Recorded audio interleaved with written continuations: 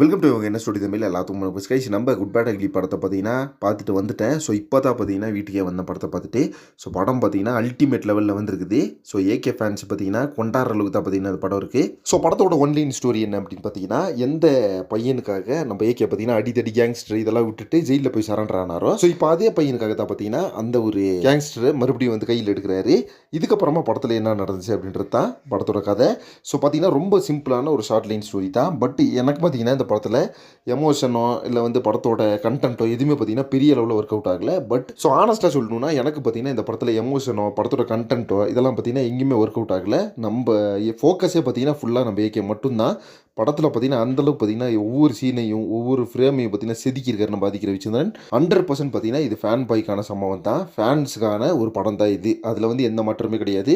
Fans பார்த்தீங்கன்னா ரிப்பீட்டடாக உட்காந்து தேட்டரில் பார்க்க சொன்னால் பார்த்துட்டே இருப்பாங்க.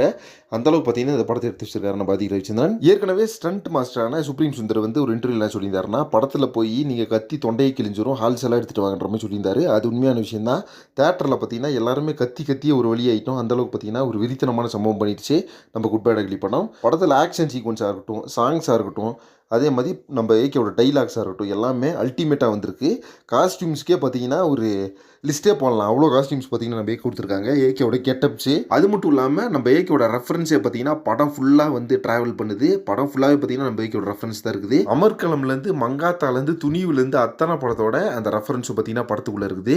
அப்புறம் சாங்ஸை பொறுத்தளவுக்கு பார்த்தீங்கன்னா வெறித்தனமான சாங்ஸாக இருக்குது கைஸ். அதுவும் தேட்டர் மெட்டீரியலாக வந்து இந்த சாங் கேட்கும் போது என்ன சொல்கிறேன்னு தெரியல, அந்தளவுக்கு பார்த்தீங்கன்னா ஒரு தெரிய லெவலில் கூஸ் பம்ப்ஸ் கிளம்புது. அதுவே வந்து புலி சாங்காக இருக்கட்டும், நம்ம ஓஜி சம்பவம் சாங்காக இருக்கட்டும், தென் வந்து நம்ம ஜெயில் சாங்காக இருக்கட்டும். ஸோ இந்த 3 சாங்குமே பார்த்தீங்கன்னா அடிச்சு துவச்சிருச்சு தேட்டரே பார்த்தீங்கன்னா. ஃபைனலாக பார்த்தீங்கன்னா நான் சொல்கிற ஒரு விஷயம் என்னன்னா, ஏகே ஃபேன்ஸ் வந்து கண்டிப்பாக இந்த படத்தை வந்து மிஸ் பண்ணக்கூடாது. கண்டிப்பாக ஏகே ஃபேன்ஸ் பார்க்க வேண்டிய ஒரு படம்.